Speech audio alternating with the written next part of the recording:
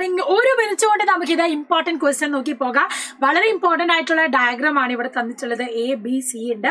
What is the process that takes place in part C and right the fluid is ഫോർംഡ്.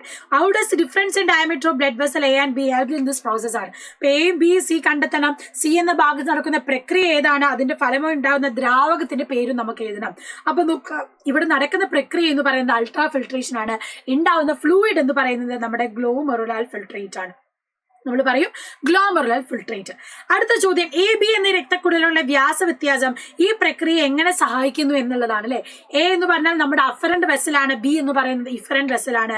Difference in the diameter of A and B, high pressure is developed in the glomerulus helps in process. AB അതായത് afferent വെസലിന്റെയും efferent വെസലിന്റെയും രക്തക്കുഴലുകളുടെ വ്യാസ വ്യത്യാസം എന്ത് ചെയ്യുന്നു, ഗ്ലോമെറുലസിൽ ഉയർന്ന മർദ്ദം സൃഷ്ടിക്കുന്നു. ആ ഉയർന്ന മർദ്ദം എന്ത് ചെയ്യുന്നു, ഈ രൂപപ്പെടുന്നത് വഴി ഗ്ലോമെറുലർ ഫിൽട്രേഷൻ അൾട്രാ ഫിൽട്രേഷൻ അവരെ സഹായിക്കുകയാണ് ചെയ്യുന്നത്. സോ ഈ വലിയ കുഴലിനെ നമ്മൾ പറയുന്നത് എന്താണ്, അഫറന്റ് വെസൽ എന്നാണ്.